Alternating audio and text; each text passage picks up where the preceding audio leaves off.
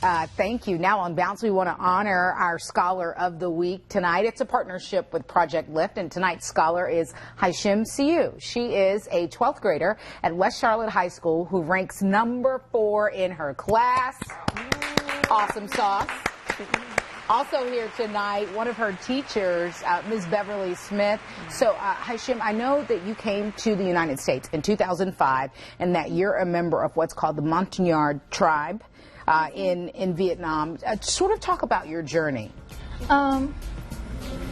Like, we had to leave our country because, like, our freedom, we didn't have much freedom since, like, our people and, like, education, like, it wasn't, like, given to us. So my dad was a Christian, so his family was persecuted, he was persecuted, so we needed religion freedom also.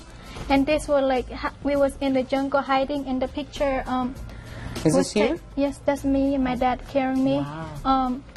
It was when the UN came and got us out of our hiding in the jungle. And the picture down here are, like, from the refugee camp. And this is one of the workers that helped me. I still keep in contact with her, and, like, she helped me, like, because of her and because of all the help I received, like, be able to come here and, like, to go to school and have more freedom. I want to, like, be successful, and then later on, like, I'll hopefully go back to my village and give back, and I hopefully want to build a school also.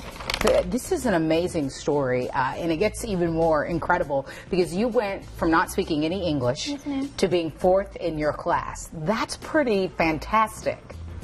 Talk to me about how you were able to accomplish that. I mean, you talked about wanting to have a better life and your family being persecuted because of their religious beliefs. You wanted to have a better life. You wanted to get an education, and now you're 4th in your class. I just want to keep going because, like, with education, you can do a lot of stuff when you know, like, when you have the knowledge. So that's why I want to, like, keep going to school, and then, like, hopefully when I'm, like, after high school, I will be, like, able to, like, help out and give back to the community also. And also all the teachers had helped me throughout my school year. So I'm, like, always grateful to them. And so do you know what college you want to go to, what you want to be when you grow up? I'm planning on going to an art school. And currently, like, I'm looking into Pratt Institute. Oh, wow. Speaking of art, I want to get to this amazing, is this a self-portrait here? Yes. Can you kind of explain that for me? I'll have you and Miss Beverly switch places here. The self-portrait I did is, like, just try to explain part of my life. This is, like, me in Vietnam, how, like, our freedom is limited. So that's why I have a bird in a cage and a tree with no leaf. It's like how I have to, like, my family have to leave our village and, like, just to move. And as a kid, because when we was leaving, I was around 7 or 8. So, like, our hand reaching out for help and then receiving help and then finally coming to America. And so, like, the bird are out of cage and, like, we have freedom to do what we want, and, like, education and, like, the jumping shot is, like, I'm, like, hopefully when I'm be successful and, like, I'll be able to give back to the community, and also, like, just to make all the people that had helped me proud. And because the help, I just want to give back as well. This is an incredible story. I want to bring you into the conversation, Ms. Smith. What has it been like teaching Haishim? It's been a wonderful experience. I'm very proud of my student at such a young age, knowing and understanding the importance of embracing her culture.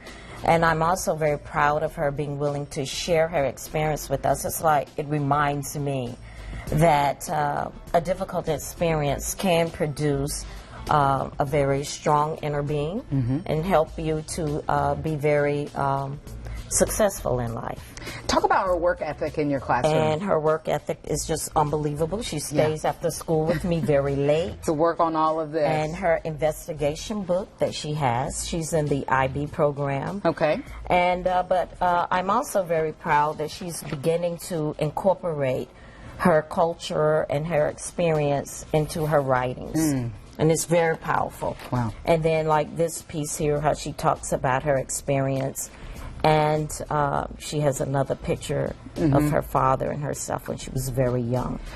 Talk about how daunting this is, because this is a young woman who went from speaking no English, coming to this country, to being 4th in her class. That's pretty incredible. That is an unbelievable achievement. We're so proud of her.